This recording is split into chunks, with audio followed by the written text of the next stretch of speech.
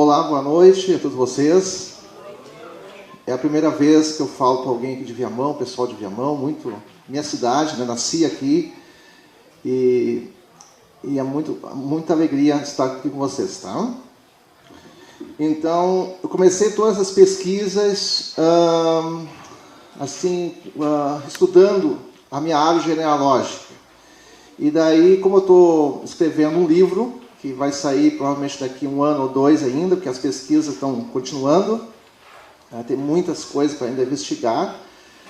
Então, eu vim trazer aqui um pouco da nossa origem. A maioria das famílias aqui de Viamão são de origem açorianas, tá? Vieram das Ilhas Açores.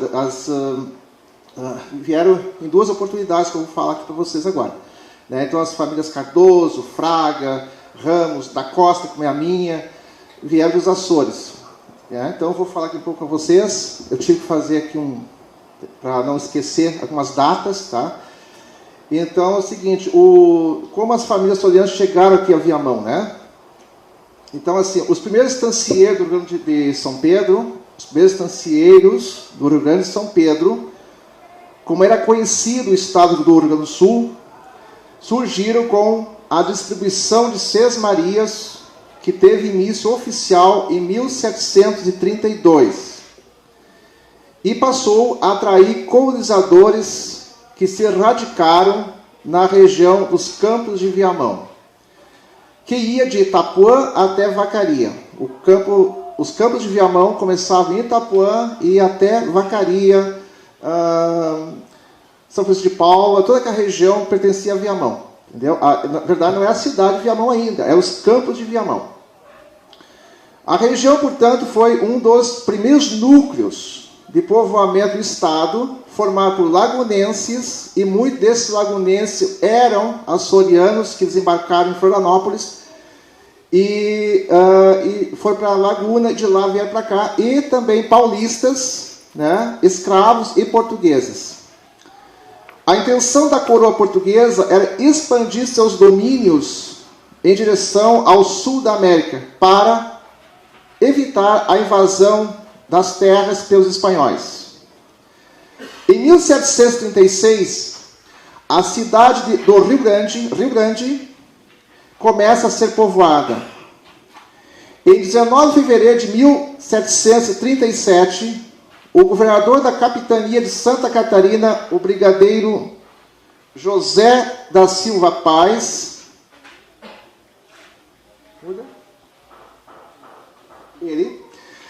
o brigadeiro José da Silva Paz chega à cidade do Rio Grande, no sul do estado, com 254 militares, arcabuzeiros e dragões, como é o chamado esses militares, e funda um centro administrativo e militar.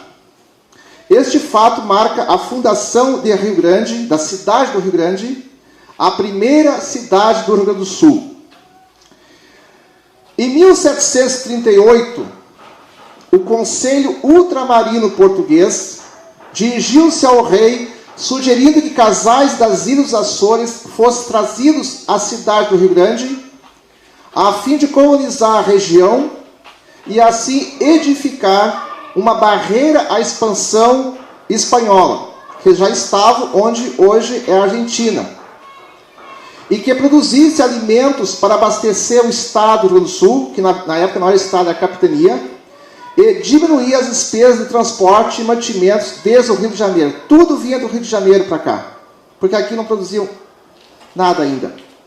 Enquanto isso, em 1741, Francisco Carvalho da Cunha estabelece-se nos Campos de Viamão, no sítio chamado Estância Grande, onde ele ergueu a capela dedicada a Nossa Senhora da Conceição, a nossa matriz de Viamão. Só em 1746, foi publicado nas Ilhas Açores um edital que abria inscrições para os casais que desejassem vir para o Brasil. O critério básico era ter idade de 40 anos para homens e 30 para mulheres. Todos seriam sustentados pela Fazenda Real durante um ano, até que pudesse estabilizar economicamente. Eles ganharam ferramentas, né, para começar tudo, e o kit de ferramentas, né? O documento dizia que cada localidade receberia 60 casais. Que existiam 60 casais que receberiam áreas de terra, que é equivalente hoje a 272 hectares. E esses casais foram chamados de casais de número. Em 1747, encontravam-se inscritos lá nos Açores cerca de 8 mil indivíduos, entre casados e solteiros, que correspondiam a um pouco mais de 5%, 5,25% da população açoriana. Por que os açorianos? Por que não portugueses do continente, ou, né, dos Algarves, de outra região de Portugal? Por que das ilhas? O arquipélago dos Açores, o mapa, estava em dificuldade econômica, devido à pressão demográfica, população muito grande, porque cada casal tinha 8, 9, 10 filhos, e também a concentração das terras em poucas mãos, porque naquela época quem herdava era o filho mais velho, que obrigava então aquelas famílias a arrendar terras para plantar. Além disso, foram assolados por vulcões e abalos sísmicos, terremotos, que devastaram plantações. Desde 1748, um ano após, começa o desembarque em Desterro, que é a atual Florianópolis. Chamava-se Desterro naquela época. Em novembro de 1750, 2 anos após, porque muitos que chegaram em 1748 foram para Laguna, para aquela região, ficaram em Santa Catarina. Mas em 1750, algumas famílias foram colocadas em embarcações menores, e muitas dessas, duas, pelo que eu sei, afundaram até, antes de chegar ao Rio Grande, e foram levadas para a cidade do Rio Grande. Só a partir de 1752, 2 anos após, chegaram os primeiros casais de imigrantes açorianos, que desembarcaram na região de Itapuã, onde tinha um porto chamado de Arraial de Itapuã. A grande maioria eram pequenos agricultores e pequenos proprietários. Alguns deixaram tudo em pagamento de arrendamento de terras. 2 fotos. Essas fotos são lá do Museu de Lajeado, mas mostra como era a vestimenta deles na época, que Lajeado também foi colonizado, antes dos alemães chegaram os açorianos. Em Rio Grande, lá na cidade do Rio Grande, tinha um grupo que estava destinado a ser trasladado, a ser levados para a região das missões, para ocupar o lugar dos jesuítas e dos indígenas por eles catequizados.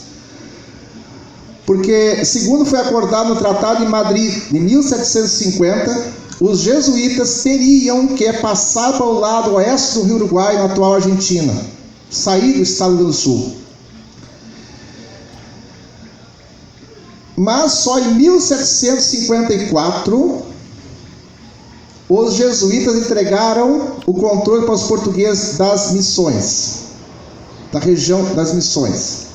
Mas os índios guaranis, liderados pelo cacique Sepete Araju, eles se recusaram a cumprir a ordem de se mudar e declararam guerra. Foi a chamada Guerra Guaranítica. Em 1756, os 2 exércitos, espanhol e português, ocuparam a região das missões.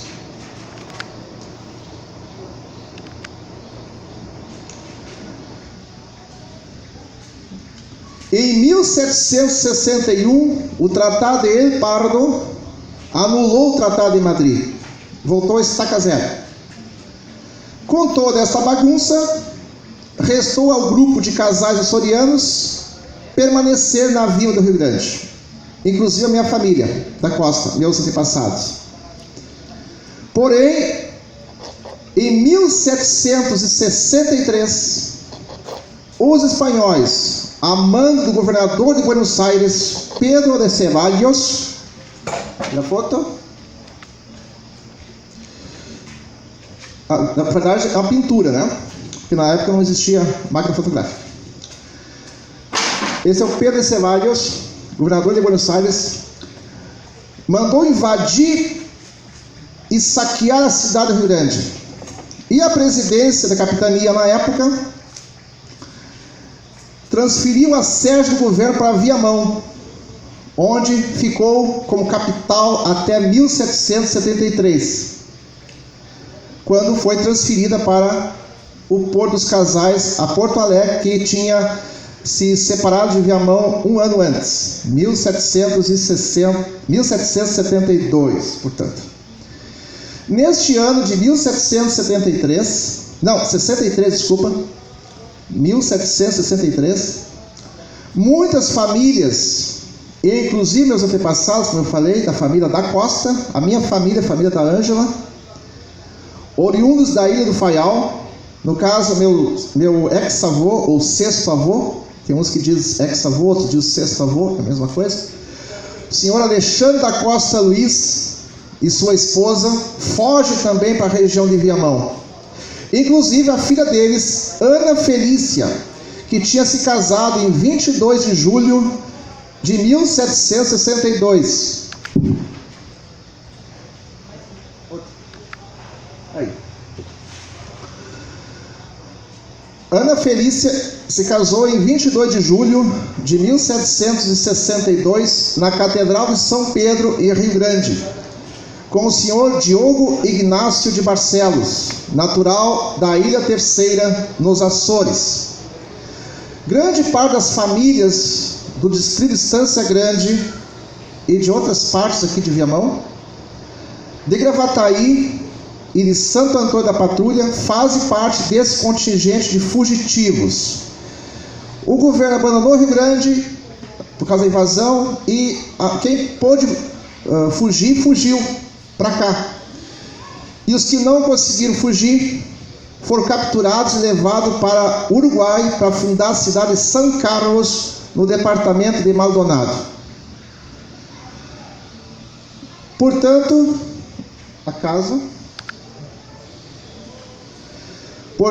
temos dois grupos de açorianos que se instalaram em Viamão.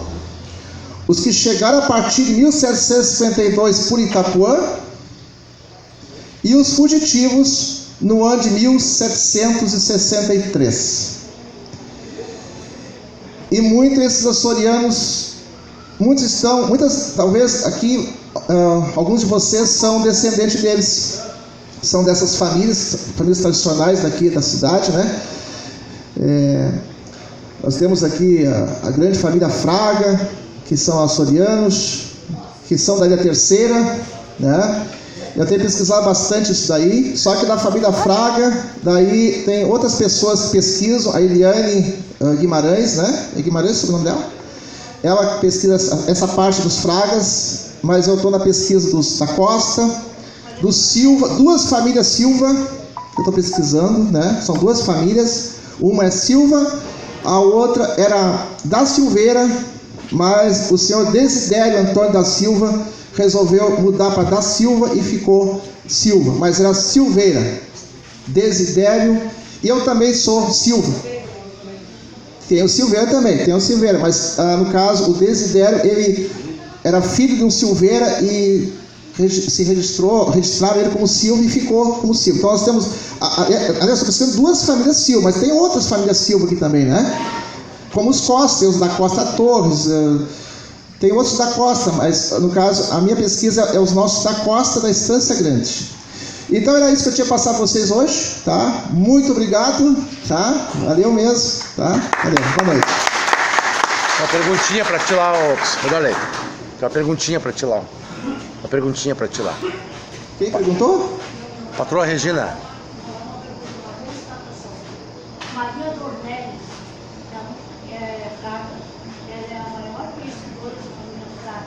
Tem 20 deputados que trabalha como organizador de discussão. Maria Dornelles? Ah, que legal, vou procurar essa. Ah, que legal. Obrigado. Eu vou anotar aqui depois, tá? Valeu, muito obrigado, tá? Boa noite.